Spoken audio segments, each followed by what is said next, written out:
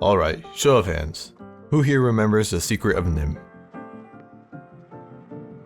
Hopefully some of you are raising your hands or something, because I can't really tell from here. Recently, I went back to rewatch one of my favorite animated films of my later childhood, The Secret of NIMH. The Secret of NIMH was the first movie to make me realize that traditionally animated films of high quality didn't always have to come from Disney. I was always excited to find such movies. It was like finding a hidden gem. It made me feel sort of cool discovering something not a lot of people were talking about. And while I have met some people who have seen this film, it seems like it is falling more into obscurity as the years go by. For those of you who may be unfamiliar with the film, The Secret of NIMH is a 1985 animated film directed by legendary animator Don Bluth. Some of his other works that you may be familiar with include The Land Before Time, All Dogs Go to Heaven, and Anastasia. The Secret of NIMH is based off the 1971 children's novel Mrs. Frisby and the Rats of NIMH by Robert C. O'Brien. I had known for a while that the film was based off a book, but I was never really interested in reading it. Although in the past couple of years, I've been getting into the habit of reading more and have been really enjoying the activity. Albeit most of the books were Star Wars books, and audiobooks at that, but hey, that counts in my books.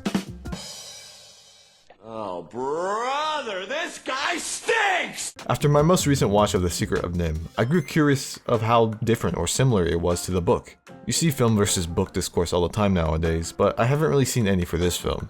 So I decided to take a look for myself. I don't suppose you would remember me. Yes, you're Mrs. Frisby. And I'm sorry about your husband's death. Now, if you'd excuse me. The first and most obvious difference are the titles between the two. The film being The Secret of NIMH, and the novel being Mrs. Frisby and the Rats of NIMH. Both titles are fine, and I think I understand why they changed it for the movie release.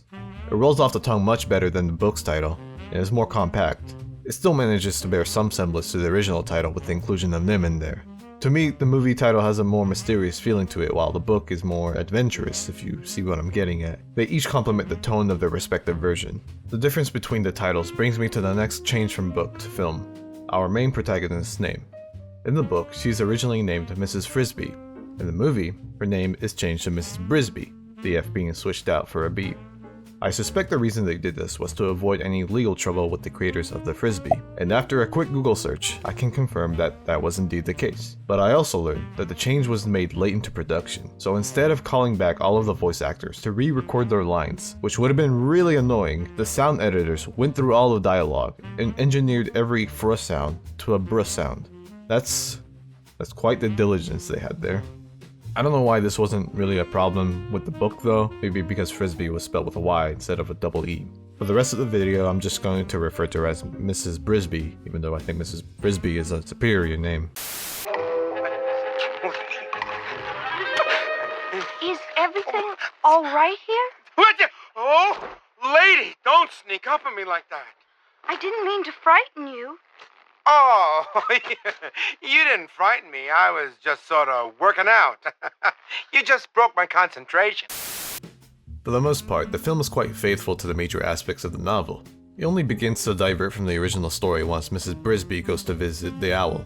Their conversation pretty much goes the same as it does in the book, but instead, when she is about to leave, the owl gives her a necklace with a pendant that her late husband meant to give her. This necklace does not exist in the book, and it adds a fantastical element to the story of the movie. The one thing that kind of bothers me about this necklace is we have no idea what it is. They rarely refer to it until towards the end when it becomes a Deus Ex Machina device. The meeting of the rats is quite different as well. Like in the book, Mrs. Brisby runs into a rat named Brutus at the entrance of the rat colony. Brutus politely turns her away in the movie, while in the novel, he is quite rude and apathetic towards Mrs. Brisby. Brutus is also more of a character in the book, just by simply talking more. The rest of the rat characters are pretty much the same as their book counterparts, except Nicodemus. Closer. Ah, Mrs. Jonathan Brisby. What an honor this is. Nicodemus, in my opinion, is probably the most altered aspect of the movie. In the film, he is portrayed as a frail, old, and wise rat who leads the colony of intelligent rats. There's something vaguely mystical about him as well, especially how he watches over the characters through that crystal ball of his, which is kinda creepy if you ask me. In the book, Nicodemus is seemingly much younger and more active. Nicodemus is also the leader of the rats in the book. and I feel like he fits the role much better here, as he partakes a lot more in what the rats do. He also has a scar and an eye patch. When Mrs. Frisby first meets him in the film, he explains to her the origins of the rats and how they became intelligent. This exchange is quite brief and tells us what is necessary for the film. In the novel, Nicodemus goes into much detail about their backstory. Like, it takes several chapters. You know how they do that thing in writing when characters say it's a long story when it's actually not? Well, he wasn't kidding here. Since the backstory of the rats is much longer and detailed in the book, naturally, there are going to be differences between the movie and the book. Too many to go over. But the two that stood out to me are how the rats learn to read and Nicodemus' relationship with a character named Jenner.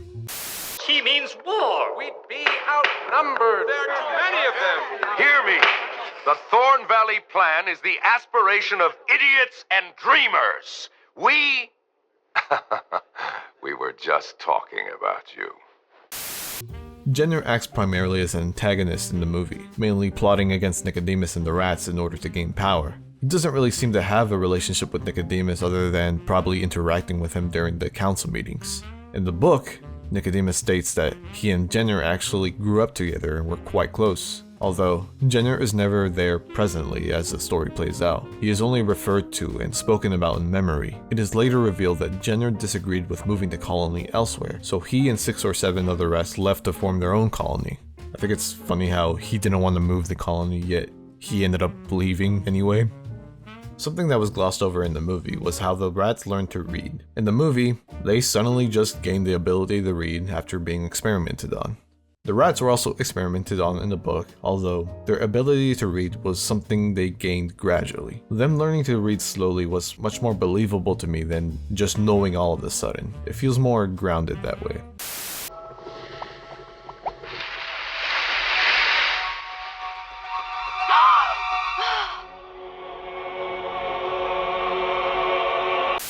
The last major difference has to do with how the film ends.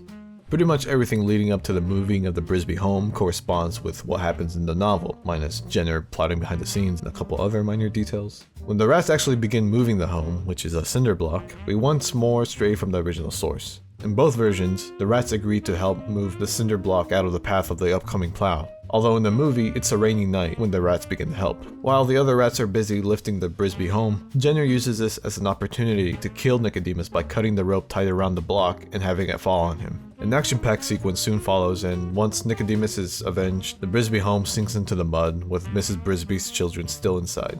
All hope seems lost until the pendant on Mrs. Frisby's necklace starts flying and magically lifts the block out of the mud, saving the children. That's cool and all, but I still don't understand what this pendant is, or what it's capable of.